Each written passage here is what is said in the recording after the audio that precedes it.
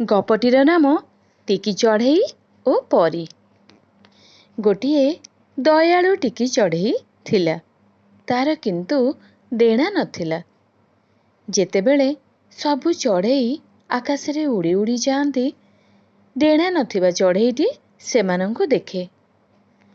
ଦିନକର କଥା, ଚଢ଼େଇଟି ଯେଉଁ ଡାଳରେ ବସା କରି ରହିଥିଲା, ସେହି ଗଛରେ ପରୀ ରାଇଜରୁ ଜଣେ ପରୀ ଆସି କିଛି ସମୟ ବିଶ୍ରାମ ନେଲେ। ପରୀ ଜଣକ କିଛି ସମୟ ଆରାମ କଲା ପରେ ଶୁଣିବାକୁ ପାଇଲେ ଗଛରେ କିଏ ଜଣେ କାନ୍ଦୁଛି। ପରୀ ଜଣକ ଦେଖିଲେ ଗୋଟିଏ ଚଢ଼େଇ ମନ ଦୁଃଖରେ କାନ୍ଦୁଛି।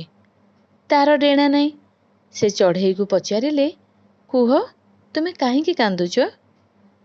ଚଢ଼େଇ ସବୁ କଥା କହିଲା। ପରୀର ମନ ବହୁତ ଦୁଃଖ ହେଲା।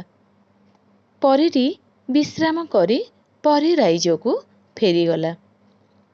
କିଛି ଦିନ ବିତିଗଲା। ଚଢ଼େଇଟି ଦେଖିଲା ତା ଦେହରେ ନୂଆ ନୂଆ ପର ସୃଷ୍ଟି ହେଲା। ଅତି ସୁନ୍ଦର ଡେଣା ମଧ୍ୟ ହେଲା। ସେ ଆସ୍ତେ ଆସ୍ତେ ଉଡ଼ିବାକୁ ଚେଷ୍ଟା କଲା।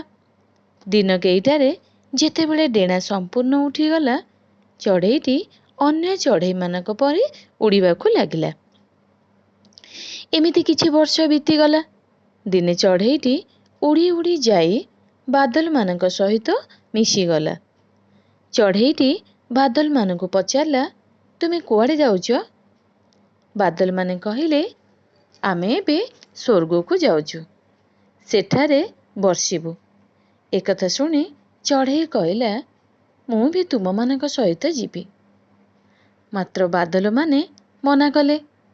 କହିଲେ, ତୁ ବଡ଼ ଅପରାଧ କରିଛୁ। ତୋତେ କେହି ବି କ୍ଷମା କରିପାରିବେନି। ଏକଥା ଶୁଣି ଚଢ଼େଇର ବହୁତ ମନ ଦୁଃଖ ହେଲା। କହିଲା, ମୁଁ କେତେବେଳେ ଅପରାଧ କଲି? ମୁଁ ତ ଉଡ଼ି ପାରୁନଥିଲି, ଏବେ ଉଡ଼ୁଛି। ମୋର ସ୍ୱର୍ଗ ଦେଖିବାକୁ ଇଚ୍ଛା ହେଉଛି। ବାଦଲମାନେ କହିଲେ, ତୁ ବହୁତ ସ୍ୱାର୍ଥପର। ନିଜ ଭଲ ପାଇଁ ତୁ ଗୋଟିଏ ଜୀବନ ନଷ୍ଟ କରିଦେଇଛୁ। ତୁ ସ୍ୱର୍ଗକୁ ନୁହେଁ, ତୁ ନର୍କକୁ ଯିବୁ। ଏକଥା ଶୁଣି ଚଢ଼େଇଟି ବହୁତ କାନ୍ଦିଲା। ସମସ୍ତେ ତାକୁ ବହୁତ ଗାଳି ଓ ଖରାପ ବୋଲି କହିଲେ। ଚଢ଼େଇଟି ମନ ଦୁଃଖରେ ଦିନ କଟାଇବାକୁ ଲାଗିଲା। ଦିନେ ବୁଢ଼ା ବୁଢ଼ୀ ଦୁଇଜଣ ଚଢ଼େଇ ରହୁଥିବା ଗଛ ତଳେ ଆସି ଆରାମ କଲେ। ତାଙ୍କୁ ବହୁତ ଭୋକ ହେଉଥାଏ। ସେମାନେ ବିକଳରେ ଗଛରୁ ପତ୍ର ସବୁ ଖାଇବାକୁ ଲାଗିଲେ। ଏକଥା ଦେଖି ଚଢ଼େଇଟି ନିଜ ଦୁଃଖ ଭୁଲି ବୁଢ଼ା ବୁଢ଼ୀ ଦୁଇଜଣଙ୍କ ପାଇଁ ବହୁତ ମିଠା ମିଠା ଫଳ ସଂଗ୍ରହ କରି ଆଣିଲା। ଗଛ ଉପରୁ ମିଠା ଫଳଗୁଡ଼ିକ ତଳକୁ ପକାଇଲା। ବୁଢ଼ା ବୁଢ଼ୀ ଶାନ୍ତିରେ ଫଳ ଖାଇ ଭୋକ ମେଣ୍ଟାଇଲେ।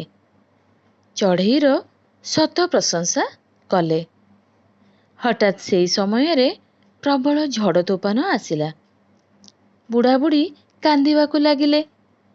ଚଢ଼େଇଟି ସେମାନଙ୍କର କାନ୍ଦିବାର କାରଣ ପଚାରିଲା। ବୁଢ଼ା କହିଲା, ଆମର କେହି ନାହାନ୍ତି। ଏକ ଅନାଥ ପିଲାଟିକୁ କୁଡ଼ିଆରେ ଛାଡ଼ି ଦୂରକୁ ଚାଲି ଆସିଛୁ। ଏବେ ଯାଇପାରିବୁ ନାହିଁ। ପିଲାଟି ଏକୁଟିଆ ଅଛି। ତାହାର କ'ଣ ହେବ? ଏକଥା ଶୁଣି ଚଢ଼େଇ କହିଲା, ତୁମେ ମନ ଦୁଃଖ କରନା। ମୁଁ ଯାଉଛି ପିଲାଟିର ସାଙ୍ଗରେ ରହିବି। ସେ ଡରିବ ନାହିଁ। ଏତିକି କହି ଚଢ଼େଇଟି ଉଡ଼ି ଉଡ଼ି ଚାଲିଗଲା। କୁଡ଼ିଆରେ ପିଲାଟି ଏକୁଟିଆ ଥିଲା। ଚଢ଼େଇଟି ଝଡ଼ ତୋଫାନରେ ପିଲାଟି ପାଇଁ କିଛି ଖାଇବାକୁ ଆଣିବାକୁ ଗଲା। କାରଣ ପିଲାଟି ଭୋକ ଉପାସରେ କାନ୍ଦୁଥାଏ। ପବନର ବେଗ ବଢ଼ିବାକୁ ଲାଗିଲା। ଆସ୍ତେ ଆସ୍ତେ ଝଡ଼ ତୋଫାନ ଜୋରରେ ହେଲା। ଚଢ଼େଇ ପିଲାଟି ପାଇଁ ଗୋଟିଏ ଗୋଟିଏ ଫଳ ଥଣ୍ଟରେ ଧରି ଆସୁଥାଏ। ପିଲାଟି ଖାଉଥାଏ ଓ ସେ ପୁଣି ଫଳ ଆଣିବାକୁ ଚାଲିଯାଏ। ଏମିତି ଝଡ଼ ତୋଫାନରେ ଉଡ଼ୁ ଉଡ଼ୁ ତାହାର ସବୁ ପର ଛିଡ଼ିଗଲା ଓ ଡେଣା ନଷ୍ଟ ହୋଇଗଲା। ଚଢ଼େଇଟି କୁଡ଼ିଆ ଭିତରେ ପଡ଼ିଗଲା। ସେ ଆଉ ଉଡ଼ି ପାରିଲା ନାହିଁ। ଏହା ମଧ୍ୟରେ ଝଡ଼ ତୋଫାନ କମିବାକୁ ଲାଗିଲା। ବୁଢ଼ାବୁଢ଼ୀ ଆସି ପହଞ୍ଚିଗଲେ। ସେମାନେ ଚଢ଼େଇଟିର ଅବସ୍ଥା ଦେଖି ବହୁତ ମନ ଦୁଃଖ କଲେ। ପିଲାଟି ଚଢ଼େଇ ଯାହା ସବୁ କରିଥିଲା ସବୁ କହିଲା। ବୁଢ଼ାବୁଢ଼ୀ ଦୁଇଜଣ କିଛି ଦିନ ପରେ ଚଢ଼େଇକୁ ତା ଗଛରେ ଛାଡ଼ି ଦେଇ ଆସିଲେ। ଚଢ଼େଇ ତା ବସାରେ ଏକୁଟିଆ ରହିଲା। ସେ ଆଗ ଭଳି ଆଉ ଉଡ଼ି ପାରିଲା ନାହିଁ। ମାତ୍ର ସେ ଉଡ଼ି ପାରୁନାହିଁ ବୋଲି ଆଉ ମନ ଦୁଃଖ କଲା ନାହିଁ। କାରଣ ସେ ଜାଣିଥିଲା ସେ ଯଦି ତା ଅଜାଣତରେ କିଛି ଅପରାଧ ହୋଇଥାଏ, ଏହା ତାହାର ହିଁ ଶାନ୍ତି। ଏମିତି କିଛି ଦିନ ବିତିଗଲା। ଦିନେ ଚଢ଼େଇଟି ତା ବସାରେ ଏକୁଟିଆ ଥାଏ। ହଠାତ୍ ଗଛଟି ଜୋର ଜୋର ହଲିବାକୁ ଲାଗିଲା। ଚଢ଼େଇଟି ତା ବସାରୁ ତଳକୁ ଗଡ଼ି ପଡ଼ିଲା। ସେହି ସମୟରେ ଭଗବାନ ଶିବ ଓ ପାର୍ବତୀ ଉଭା ହେଲେ। ଏହା ଦେଖି ଚଢ଼େଇ ଆଶ୍ଚର୍ଯ୍ୟ ହୋଇଗଲା।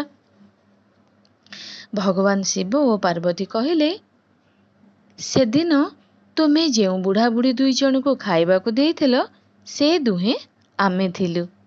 ଆଉ ଯେଉଁ ପିଲାକୁ କୁଡ଼ିଆରେ ଖାଇବାକୁ ଦେଇଥିଲୁ, ସେ ହେଉଛନ୍ତି ସ୍ୱୟଂ ଗଣେଶ। ଏସବୁ ଦେଖି ଚଢ଼େଇ ଆଶ୍ଚର୍ଯ୍ୟ ହୋଇଗଲା। ସେ କିଛି ବୁଝିପାରୁନଥାଏ।